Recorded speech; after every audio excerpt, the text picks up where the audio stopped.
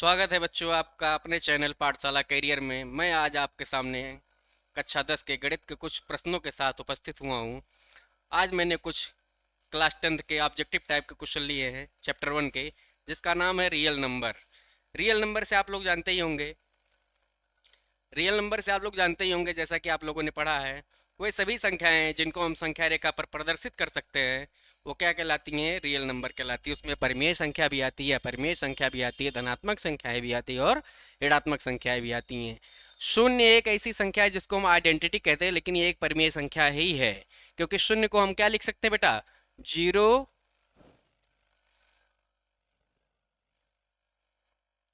0/1। इसलिए ये भी एक क्या है? परिमेय संख्या है। तो आगे चलते हैं हम पहले प्रश्न पर। हमारा पहला प्रश्न है, एक परिमेय संख्या और एक अपरिमेय संख्या का योग। एक परिमेय संख्या और एक अपरिमेय संख्या का योग, एक परिमेय तथा एक अपरिमेय संख्या का योग बेटा क्या होता है हमेशा? तो पहला ऑप्शन है परिमेय संख्या होता है। नहीं, बिल्कुल नहीं। परिमेय संख्या बिल्कुल नहीं होता है। जैसे कि हमने ले लिया एक परिमेय संख्या, क्या ले लिया बेटा? √2।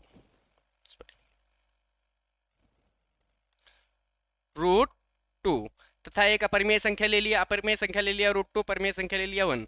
अगर इसका योग पूछ रहा है, कह रहा है इसका योग क्या होगा, क्या एक परिमेय संख्या होगा? बिल्कुल नहीं होगा, क्योंकि एक परिमेय संख्या ये है ही नहीं, जैसा कि हम लोगों ने पढ़ा है। क्या एक प्राकृतिक संख्या होगा? बिल्कुल नहीं। प्राकृतिक संख्या कौन सी संख्या कहलाती है? जो केवल क्या हो, 1 2 3 4 अनंत तक चली जाए, लेकिन उसमें क्या हो बेटा? शून्य से शुरू ना हो। शून्य नहीं आता है प्राकृतिक संख्याओं में, ठीक है। इसलिए ये भी ऑप्शन हमारा क्या है? गलत है। पूर्ण संख्या, पूर्ण संख्या में बेटा क्या होता है? शून्य सहित सारी संख्याएं क्या संख्याएं होती हैं? पूर्ण संख्याएं होती हैं। लेकिन उसमें पूर्ण संख्याओं में क्या होता है बेटा? √2 एक पूर्ण संख्या है ही नहीं है। √2 एक ऐसी संख्या है, एक √2 पूर्ण संख्या नहीं, √2 एक अपरिमेय संख्या है। तथा इसके बाद आ जाते हैं क्या? एक अपरिमेय संख्या। ये ऑप्शन हमारा बिल्कुल सही है। अर्थात एक परिमेय संख्या और एक अपरिमेय संख्या का योग क्या होता है? हमेशा एक अपरिमेय संख्या ही होता है। इसमें सदैव जरूरी है। इसमें क्या है बेटा? सदैव। ठीक है, आगे चलते हैं। निम्नलिखित में से अपरिमेय संख्या है। अपरिमेय संख्या किसे कहते हैं बेटा? जिनको P/Q के रूप में लिखा ना जा सके, वो संख्याएं कहलाती हैं अपरिमेय संख्याएं। और जिनको P/Q के रूप में लिखा ना जा सके, वो संख्या परिमेय संख्याएं कहलाती हैं। अर्थात अगर हम बात करते हैं √25 पर, √25 पर, तो ये √25 को क्या लिख सकते हैं बेटा? हम लिख सकते हैं 5 × 5। अर्थात रूट के बाहर अगर जोड़े में कोई संख्या मिलती है तो एक संख्या बाहर आ जाती है बेटा। क्या आ जाएगी? यहाँ 5 हो जाएगा। ठीक है, इसके बाद क्या होगा बेटा? √81, इसको क्या लिख सकते हैं? √9 × 9। ठीक है, यहाँ क्या आ जाएगा बेटा? केवल 9 आ जाएगा। यहाँ फिर लिख सकते हैं क्या? 5/3। 5/3 ये कैसी संख्या है एक बेटा? ये एक ऐसी संख्या, अभी हमने ये बताया, ये डी पे आते हैं। ये कैसी संख्या है? एक अपरिमेय संख्या है, √2 + 5। ठीक है, ये भी कैसी संख्या है? एक अपरिमेय संख्या है। 5/3 ये कैसी संख्या बेटा? एक परिमेय संख्या है। परिमेय संख्या परिभाषा आपको पता होगी कि ऐसी संख्या है जिसको P/Q के रूप में लिख सकते हैं तथा Q 0 नहीं होना चाहिए। तो ये भी कैसी संख्या है? एक परिमेय संख्या। तुम्हारा ऑप्शन डी, ऑप्शन डी क्या होता है बेटा? सही होता है। अगला क्वेश्चन देखते हैं। परिमेय संख्या है, इन सब में पूछ रहा है कौन सी परिमेय संख्या है। आप पहले क्वेश्चन पढ़ चुके होगे, अपने बुक में पढ़ चुके होगे। √2 सिद्ध करो, √2 एक अपरिमेय संख्या है, √3 एक अपरिमेय संख्या है, √7 एक अपरिमेय संख्या है। क्या √9 एक अपरिमेय संख्या है? नहीं। √9, 9 किसका रूट होता है बेटा? 3 का। ठीक है, 9 किसका रूट होता है? 3 का। अतः परिमेय संख्या कौन सी है? हमारा ऑप्शन सी हमारा क्या है? सही है। आते अगले क्वेश्चन पे। निम्नलिखित में से कौन सी संख्या एक परिमेय संख्या है? अब 4 ऑप्शन हमें दिया हुआ है बेटा। अब इसमें पूछ रहा है कौन सी संख्या एक अपरिमेय संख्या है। चलिए हम पहले ऑप्शन को देखते हैं। क्या दिया है हमारा? √3/5। इसको चेक करते हैं। √3/5, √3 कैसी संख्या है? एक अपरिमेय संख्या है। 5 कैसी संख्या है? एक परिमेय संख्या है। ठीक है, जब अपरिमेय संख्या को परिमेय संख्या से भाग देते हैं, या एक संख्या से अपरिमेय संख्या को किसी संख्या से भाग देता है, तो उत्तर क्या आता है? एक अपरिमेय संख्या ही आती है। ठीक है बेटा, इसलिए ऑप्शन हमारा क्या है? गलत है, क्योंकि ये परिमेय संख्या नहीं है।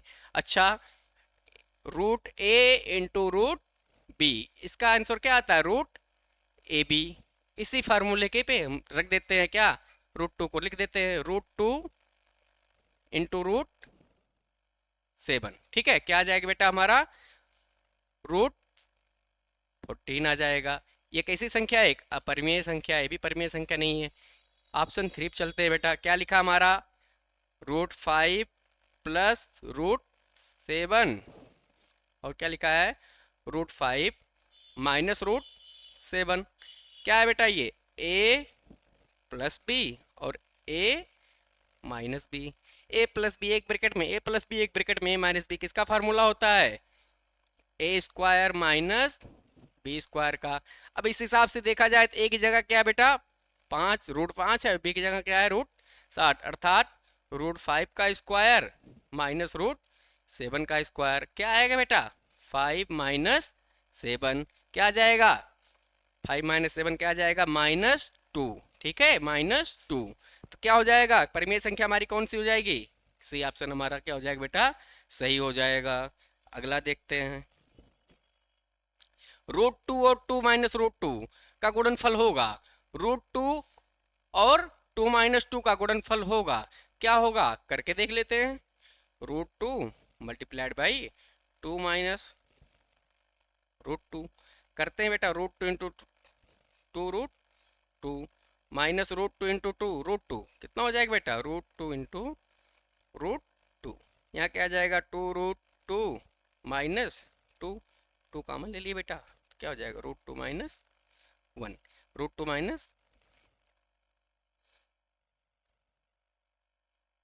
1। ये रूट 2 - 1 ये कैसी संख्या है बेटा, एक कैसी संख्या है, एक अपरिमेय संख्या है। कैसी संख्या है ये, एक अपरिमेय संख्या है ये। ठीक है, आगे चलते हैं।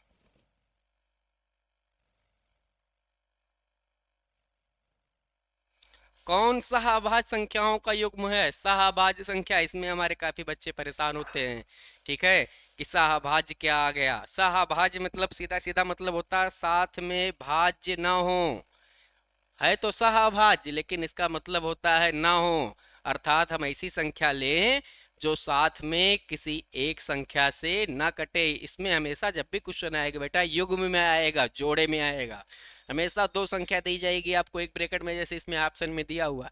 अब इसमें दो संख्या होगी, जैसे 5 और 15 है बेटा, 5 और 15 किससे कटेंगे, 5 से कट जाएंगे ये, तो ये सहभाज्य नहीं है। 7 और 21 7 से ही कट जाएगा, ये भी सहभाज्य नहीं है। 31 और 93 31 से कट जाएगा दोनों, ये भी सहभाज्य नहीं है। ठीक है, 31 से दोनों कट जाएगा, 7 से दोनों कट जाएगा, 5 से दोनों कट जाएगा, लेकिन सहभाज्य उनको कहते हैं कि युग्म में जो दो संख्याएं हों वो साथ में किसी एक संख्या से न कटे, अर्थात 18 और 25 यही होगा हमारा साथ में सहअभाज्य। ठीक है, 18 कटेगा 3 या 6 या 9 से, 25 कटेगा केवल 5 से। आगे बढ़ते हैं, मासा 35 और 49 बराबर 7 हो तो लासा 35 49।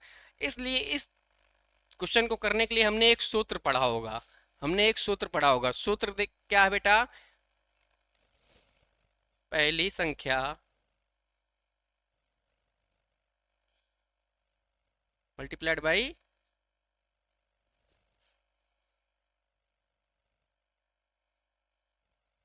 दूसरी संख्या बराबर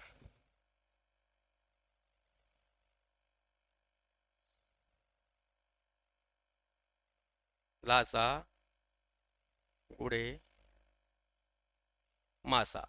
अर्थात पहली संख्या और दूसरी संख्या का गुणनफल बराबर होता है उसी संख्या, दोनों संख्याओं का लासा तथा दोनों संख्याओं का मासा। इसको ऐसे लिख सकते हैं बेटा, a into b equal to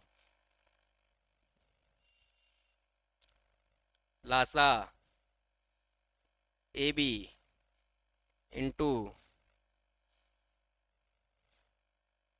मासा ए बी। ठीक है, ये हम लिख सकते हैं। इसी सूत्र पे अगर हम चलते हैं तो पहली संख्या हमारी क्या है बेटा 35, दूसरी क्या है बेटा 49। अब कह रहे हैं इनका गुणनफल, दो संख्याओं का गुणनफल बराबर है क्या लासा, क्या दिया है हमारा मासा दिया है, लासा नहीं दिया है। ठीक है, लासा गुणे मासा कितना दिया है 7, तो हमारा लासा कितना रह है बेटा, ला यहाँ लासा यहीं रख दो बेटा, और 7 इधर चला आएगा, कितना हो जाएगा 35 गुड़े 49 बटे 7, 7 एकम 7, 7 सता 49, 7 पचे कितना आ जाएगा, 7 पचे 35, 7 त्रिक 21, 21 3 24, 245 हमारा आंसर हो जाएगा। ठीक है बेटा, ठीक, आगे चलते हैं। इसमें क्या है, ये दिलासा 35 और 63 है, वही क्वेश्चन है।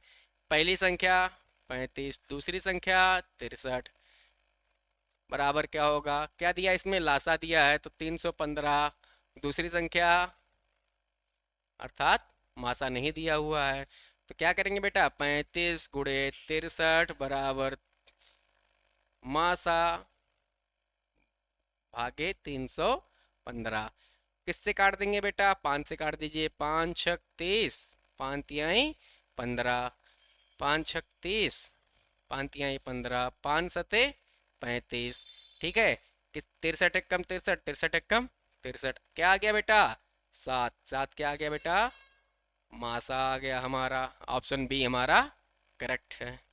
ऐसे क्वेश्चनों को बेटा हल करना पड़ेगा, बिना हल किए आप नहीं कर सकते हो। ठीक है, अभाज्य गुणनखंड, जब भी हम किसी भी संख्या का अभाज्य गुणनखंड निकालते हैं तो उसको समझिए एक लासा के तरीके निकालते हैं, लेकिन लासा में कई संख्याएं लेते हैं, लेकिन इसमें केवल एक संख्या होती है। हम पहले किससे डिवाइड करना शुरू करेंगे, 2 से, 2 सत्ते 14, 2 दुनाई 4, 2 तिहाई 6, एक बचा इधर आ गया, हो गया 12, 2 छंग 12, 2 एकम 2, 2 अठे 16, 2 नवा 18, अब ये किससे कटेगा, 2 से नहीं कटेगा बच्चा, 3 से कटेगा, 3 त्रिका 9 और 3 एकम 3। अब इसको लिख लेते हैं हम ऐसे ना, 2 गुड़े 2 गुड़े 2 गुड़े 2 गुड़े 3 गुड़े 3, अब 2, 2 कितनी बार है, 4 बार, और हमने पहले ही पढ़ रखा है, बीजगणित में पहले पढ़ रखा है, क्या पढ़ा है कि अगर आधार समान हो तो गुणा में घातें जुड़ जाती हैं, तो इसकी घात अगर लिखी नहीं है तो कितनी मानी जाएगी, 1, तो 2 की घात 1 1 1 1, अर्थात 2 की घात कितनी हो जाएगी बेटा 4, गुणे 3 की घात कितनी हो जाएगी 2। अभी कह रहा है अभाज्य गुणनखंड में अभाज्य गुणनखंडों की घातों का योग, अर्थात ये 2 कैसी संख्या है, समअभाज्य संख्या है। पहली सबसे छोटी समअभाज्य संख्या कौन है, 2 है, तथा 3 कैसी संख्या है, एक अभाज्य संख्या है। ठीक है, तो कह रहे इनका जो घात है उनका योग कितना आ रहा है बेटा, 4 प्लस 2 कितना आ रहा है 6, हमारा आंसर क्या हो जाता है डी, हमारा आंसर क्या हो जाता है डी, सही हो जाता है। अगला देखते हैं, दो संख्याओं 306 और 657 का मासा होगा, 306 और 657 का मासा होगा, निकाल लेते हैं बेटा। 306 डिवाइड विधि से निकाल लेते हैं, अगर आपको आता है तो अच्छी बात है, नहीं आता है तो कोई बात नहीं है। 300 दूना 600, 6 दूनी 12, 2 से ले जाते हैं, कितना हो जाएगा 612, घटा लीजिए बेटा, 7 में से 2 गया 5, 5 में से 1 गया 4, कट गया, कितना आ गया बेटा यहाँ 45 आ गया। अब इसको यहाँ रख लेंगे 306, अब 45 का पहाड़ा कितनी बार जाएगा इसमें, 7 बार जाएगा, 7 पचे 35,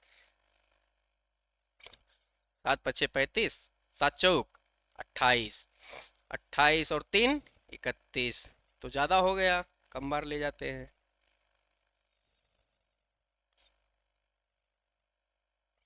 6 पंचे 30, 6 चौके 24, 24 3 27, घटा लीजिए बेटा, यहाँ आ जाएगा 6, 10 में से 7 गया, 3 यहाँ कट गया, यहाँ कितना बटा 36, कितना बचा 45, अब यहाँ आ जाएगा 36 एक कम 36, कितना आया 9, 9 से ये क्या होगा कट जाएगा, कौन 36, 9 चौक 36। ठीक है, हमारा मासा कितना आ गया इसका 9। ठीक है, मासा लगाने का और एक तरीका है बेटा, गुणनखंड विधि 306 तथा 657। ठीक है, ऐसे दो दो इधर करेंगे, इसका निकालेंगे फिर इसका निकालेंगे, दोनों में जो कॉमन होगा उसका गुणा करके लिख देंगे हम। ठीक है, आशा करता हूँ कि आपको ये क्वेश्चन समझ में भी आए होंगे और आपके काम के भी होंगे। ठीक है, इसी पर हम अपनी वाणी को विराम देते हैं। धन्यवाद।